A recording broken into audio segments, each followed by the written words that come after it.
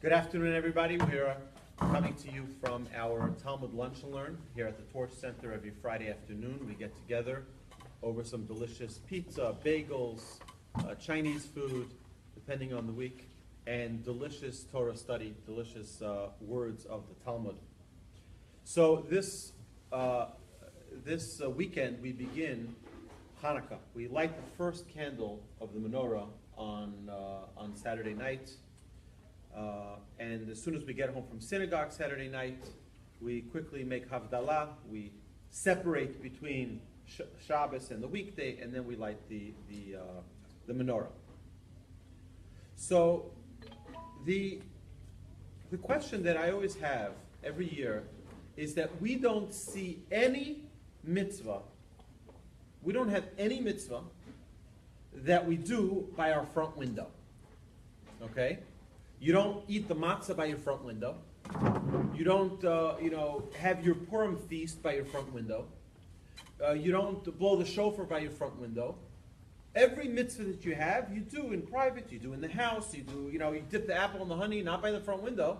We don't have apples hanging from our front window. So why do we put the menorah? We put the menorah specifically by our front window.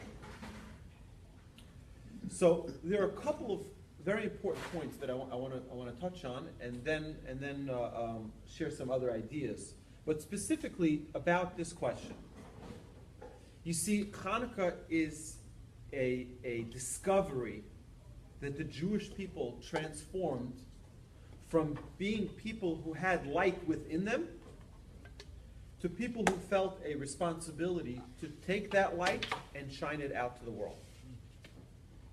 Our job changed on Hanukkah. It changed from being people who are internally great to becoming externally influencing others with that greatness. So our job changed on Hanukkah in that when we light this menorah, what we do is we're taking the light that we have within us and we're shining it out to the world. It's a very interesting thing. Okay, so what do I have here in my hand? Anybody know what I have here? Space, air. I have darkness, right? But is anybody affected by this darkness?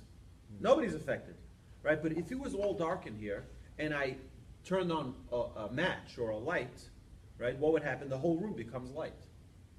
So when you have light, light shines to others. It shines, it expands. Darkness does not. What we are trying to do is take light. It says, kiner mitzvah v'torah or, right? The Torah is light. The Torah is light. It illuminates the world for all of humanity. Even if someone is not here, right? Okay, today we have Facebook Live. But even if someone is not here, not on Facebook or YouTube, watching a video of a Torah class, the Torah that's studied illuminates the entire world. It says that if for one moment the Torah ceases to be learned, any place in the world is over. Because the energy that keeps this world alive is the energy from Torah. That's the fuel. So now we have this menorah. It's very interesting. To me, one thing doesn't make sense about the menorah. Seemingly, you have over here these 8 different lights, 4 on each side. Some have 8 together. But either way, take this as an example. Most menorahs look like this. And you have 4 and you have 4. And then you have the shamash. You have the one which is used to light the others. So I thought of an incredible idea. What is Hanukkah? Hanukkah is where we shine the light out, right? But if you look at your menorah, you'll see something incredible. You'll see that there are many different types of Jews. There's a Jew who believes like this. There's a Jew who believes like that. There's a Jew who conducts his life like this. There's a Jew who conducts his life like that. There's a Jew. You have many different shapes and sizes of Jews. But you know what's unique about that? Is that they're all united at the center. They all connect at a central point. You know what else is amazing? That central point is higher than the rest of them. That central point for every Jew needs to be God, the Almighty. It's okay for us to have we had 12 tribes. 12 tribes. Everyone had their own flag. They had their own leader. They had their own customs. They had their own things. Everyone had their own shtick that they would their own rules that they would play by. as long as they were connected in the center, recognizing that God is above everyone, that's perfect. It's okay for you to have your own style. You can have, right, you can have Sephardic Jew, you can have a Russian Jew, you can have an Israeli Jew, you can have an American Jew. As long as you recognize that there is a God that we're connected to in the center, which is elevated above all of us, that's perfect. But there's something else that's unique about a menorah, is that these 8 lights all have to be at the same height. Do you know that if you have a menorah which has staggering heights, it's not a kosher menorah? Because it's telling us that every Jew is equal. Every single Jew is equal. You know, we say every morning, one of the first words we say, so we start off with Moda'ani, but then we say, Torah tziva lanu Moshe. Moshe commanded us the Torah. Morasha kihilat Yaakov. It's an inheritance for every Jew. An inheritance for every Jew. It's not just for the rabbis. It's not for the religious. It's not for those who attend synagogue.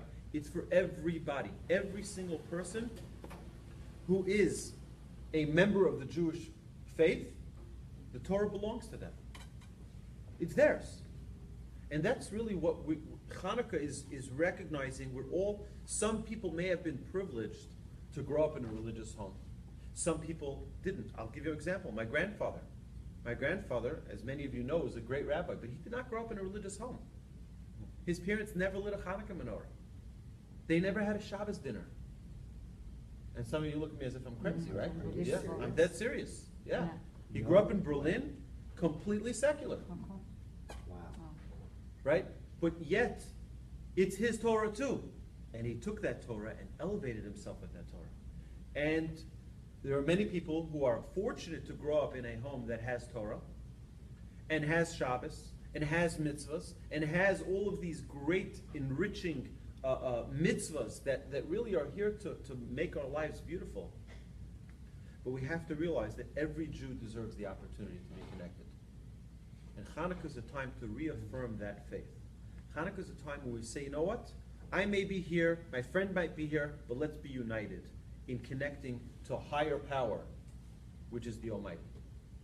So God should bless us all, that this Hanukkah should be a Hanukkah where every Jew unites, where every Jew feels like we're part of one family. You know what? Every child is unique, every child is different, but they're part of one family.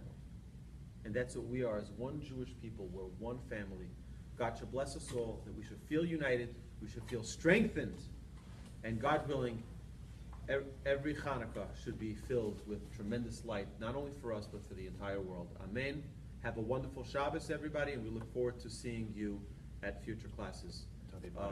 One second, just before you turn it off, Toby. 1 second before you turn it off.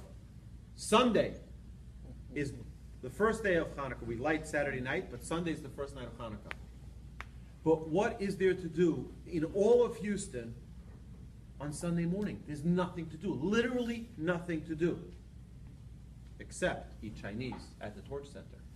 Right? Our program starts at 10 a.m. The classes begin at 10:30. Chinese food begins at 11:15. Please join us, torchweb.org. You can register, and we look forward to seeing each and every one of you. Have a lovely Hanukkah and Shabbat Shalom.